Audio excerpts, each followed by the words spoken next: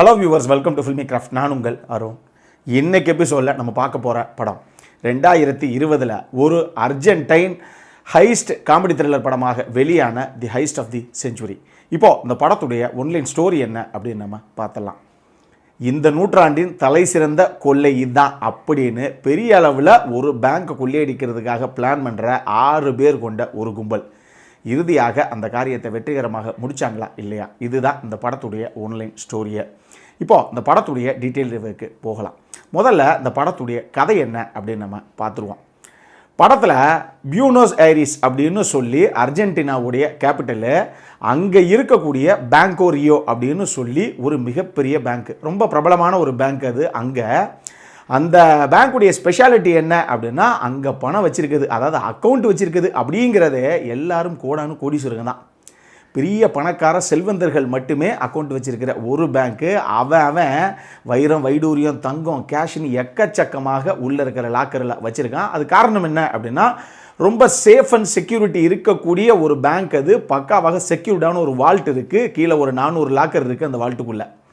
இது போக அந்த பேங்க் ஏற்கனவே இன்சூர் பண்ணப்பட்ட பேங்க் அப்படிங்கிறனால நாளைக்கு ஏதாவது ஒரு சேதாரம் ஆகி போச்சு, நம்ம பண நகைக்கு ஏதாவது ஒன்று ஆகி போச்சுன்னா கூட திருப்பி பேங்க் கொடுத்துரும் அப்படிங்கிற ஒரு மிகப்பெரிய நம்பிக்கை கஸ்டமர்ஸுக்கு.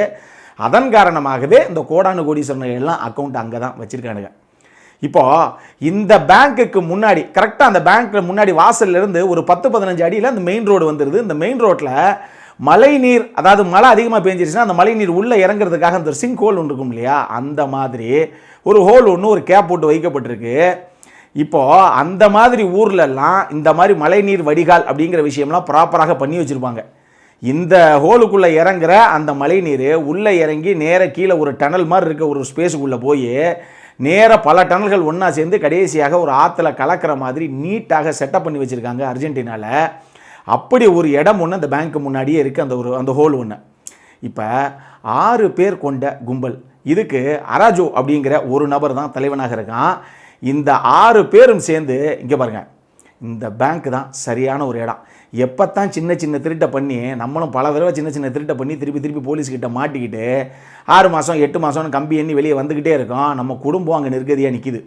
நான் என்ன சொல்கிறேன், ஒரு தடவை பண்ணாலும் தரமான ஒரு சம்பவத்தை பண்ணணும். அதை சீக்கிரம் நம்ம பண்ணுறோம் அப்படின்னா அந்த 6 பேத்துக்கு இந்த 5 பேத்துக்கு ஒன்றும் புரியலை, மீதி இருக்க உங்களுக்கு என்னப்பா சொல்கிற, புரிகிற மாதிரி சொல்லு அப்படின்னா, இங்கே பாருங்கள், பேங்கோ ரியோ சரியான ஒரு இடம், அவ்வளவு பணம் இருக்குது, சேஃப் அண்ட் செக்யூர்டாக வச்சுருக்கோம் அப்படின்னு அவங்களுக்கு நினப்பு. அங்கே தட்டி தூக்கணும், ஒரு சம்பவத்தை இறங்கி பண்ணோம் அப்படின்னா பல மில்லியன் டாலர் நமக்கு கிடைக்கும். அடுத்த ஒரு 5-6 தலைமுறைக்கு நம்ம 6 பேருடைய மொத்த குடும்பமும் தலைமுறையே செட்டில்.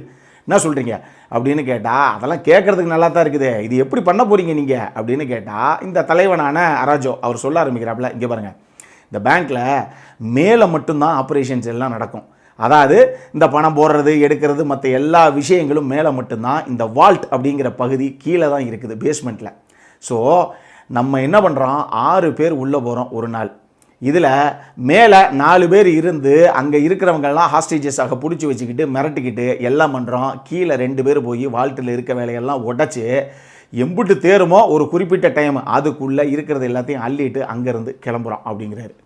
இப்போ நல்லா தான் இருக்குது கேட்குறதுக்கு, நல்ல ஐடியா தான். ஆனால் இவ்வளவு பெரிய ஒரு பேங்க்கு, ஒரு ரெப்யூட்டட் பேங்க்குங்கிறிய, நீ உள்ளே போய் துப்பாக்கியை காட்டின கொஞ்ச நேரத்திலேயே போலீஸுக்கு இன்ஃபர்மேஷன் போயிடுமே, அங்கே இருக்க அலாரம் மூலமாக எல்லாரும் சுற்று போட்டுருவாங்களே, அப்புறம் இப்படி தப்பிப்ப அப்படின்னா, இங்கே பாருங்கள், அங்கே தாங்க இருக்குது ஒரு மிகப்பெரிய ட்விஸ்ட்டு. உங்களுக்கு என்ன கவலை, எல்லா விஷயங்களும் நான் தெளிவாக பண்ணி வச்சுருக்கேன். ஆனால் இப்போ இன்னொரு முக்கியமான மேட்டர் நமக்கு தேவை. நம்ம பேங்க்குக்கு வெள்ளையடிக்க போல கொள்ளையடிக்க போகிறோம். ஸோ பேங்க்குடைய ப்ளூ பிரிண்ட்டு நமக்கு முதல்ல இருக்கணும். அது கையில் இருந்ததுனா தான் அடுத்த மூமெண்ட்டே.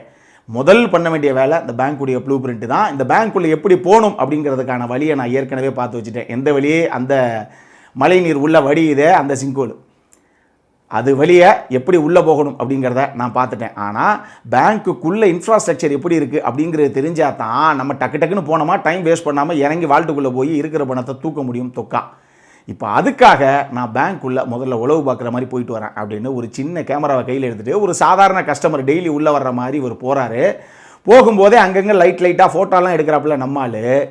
ஆனால் இவருக்கு ஒரு 4-5 ஃபோட்டோ கூட எடுத்துருக்க மாட்டார். டப்புன்னு அங்கே இருக்கிற அந்த நபர் யார், செக்யூரிட்டி கார்டு, அவர் சார் கொஞ்சம் உள்ளே வாங்க, ஒரு முக்கியமான விஷயம் உங்கள்கிட்ட பேசணும் அப்படிங்கிறாப்புல. கொஞ்ச நேரத்தில் போலீஸும் வந்துடுது அந்த ஸ்பாட்டுக்கு. நம்மளுக்கு அல்ல இல்லை, என்ன இப்போத்தானே ஃபோட்டோ எடுக்க ஆரம்பித்தோம், இவ்வளவு செக்யூர்டான பேங்க்கா இது அப்படின்னு யோசிக்கிறாப்புல நம்ம தலைவன். இப்போ கூட்டு போய் என்ன ஃபோட்டோ எடுத்தீங்க காமிங்க அப்படின்னு கேட்டால் அந்த கேமராவில் அந்த ஃபோட்டோவில் எதுவுமே அவங்களுக்கு சிக்கலை. ஏன்னா மெமரி கார்டை நம்மளால் முதல்ல ஒழிச்சு வச்சுட்டாப்புல. இப்போ இவ்வளவு தூரம் ஒரு கஸ்டமரை அசிங்கப்படுத்தி நீங்கள் இன்ட்ராகேஷன்லாம் பண்ணீங்கன்னு தெரிஞ்சதுன்னா எவ்வளோ பெரிய அவமானம் தெரியுமா, நீங்கள்லாம் ஒரு ரெப்யூட்டட் பேங்க் அப்படி இப்படின்னு சொல்லி பீலா விட்டுட்டு நம்மளால் வந்துடுறாப்புல. ஆனால் வீட்டுக்கு வந்து அந்த எடுக்கப்பட்ட ஃபோட்டோஸ் எல்லாத்தையும் வச்சு இதுதான் இன்ஃப்ராஸ்ட்ரக்சரு, இவ்வளவு தான் ரூம்ஸு, இது இதை மட்டும் பண்ணிக்கலாம் அப்படின்னு பக்காவாக பிளான் பண்ணி ஒரு நாள் களத்தில் இறங்குது இந்த டீம். இறுதியாக இவங்க எடுத்த சம்பவத்தை வெற்றிகரமாக முடித்தாங்களா இல்லையா, இதுதான் இந்த படத்துடைய மொத்த கதையை. இந்த படத்தை பொறுத்தளவுக்கு எனக்கு ரொம்ப ரொம்ப பிடிச்ச விஷயம் என்ன அப்படின்னா, அந்த படத்துடைய கதையும் திரைக்கதையும் தான். கதை அப்படின்னா சிம்பிளான ஒரு கதை தான். எப்பயும் நான் சொல்கிற மாதிரி ஒரு ஹைஸ்ட் த்ரில்லர், ஒரு ராபரி த்ரில்லர் எப்படி வேணாலும் வச்சுக்கோங்களேன். த டார்க் டே ஆஃப்டர்நூன் நான் ஏற்கனவே சொன்ன ஒரு படம். அந்த படத்தை ரெஃபரன்ஸ் எடுக்காமல் இந்த மாதிரி பேங்கை கொள்ளையடிக்கிற படங்கள் அவ்வளவு லேஸில் எடுக்க மாட்டாங்க.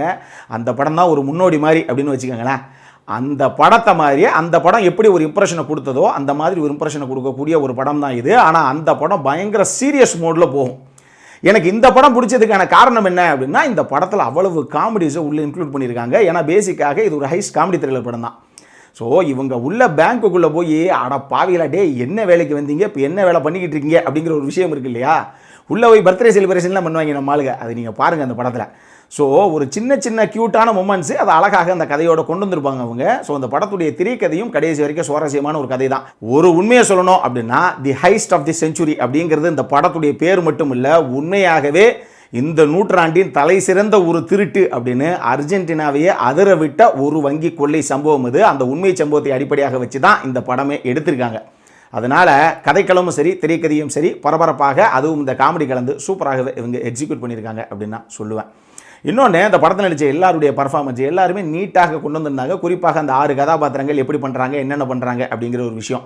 ஆனால் இதில் ஒரு சில பேர்த்துக்கு பர்ஃபார்மன்ஸில் பெருசாக ஸ்கோப் இல்லையோ அப்படிங்கிற மாதிரி எனக்கு ஒரு ஃபீல். ஆனால் அதுக்கு ஒரு காரணம் இருக்குது.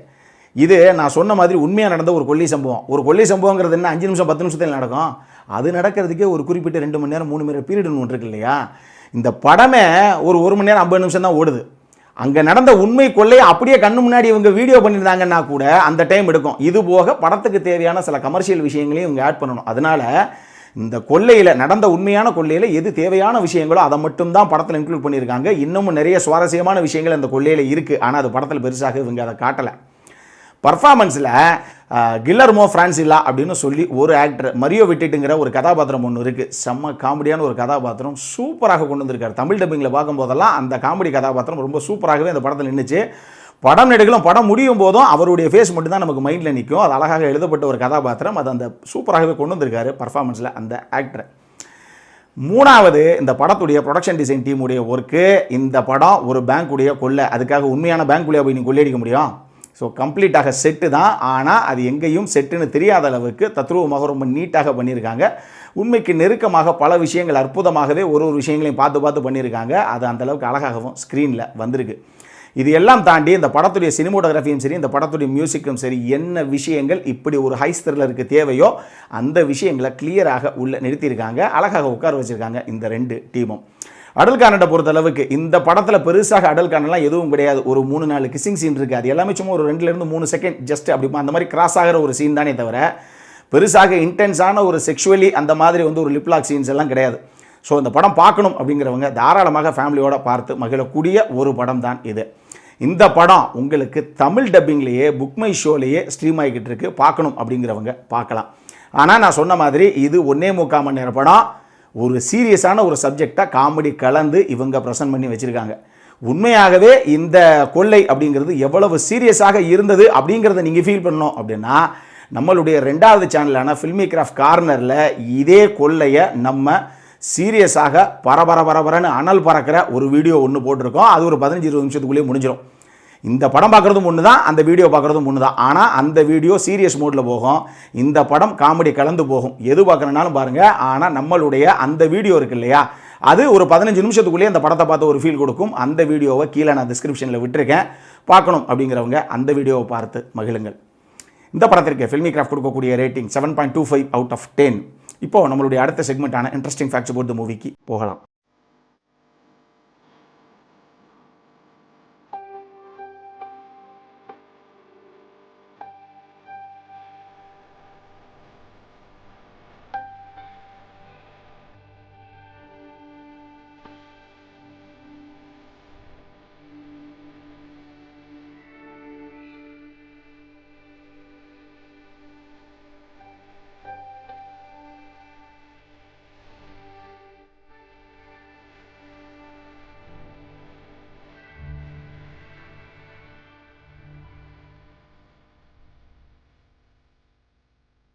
இந்த வீடியோ பிடிச்சிருந்ததுன்னா லைக் பண்ணுங்கள், ரொம்ப பிடிச்சிருந்ததுன்னா உங்கள் ஃப்ரெண்ட்ஸ் எல்லாத்துக்கும் ஷேர் பண்ணுங்கள்.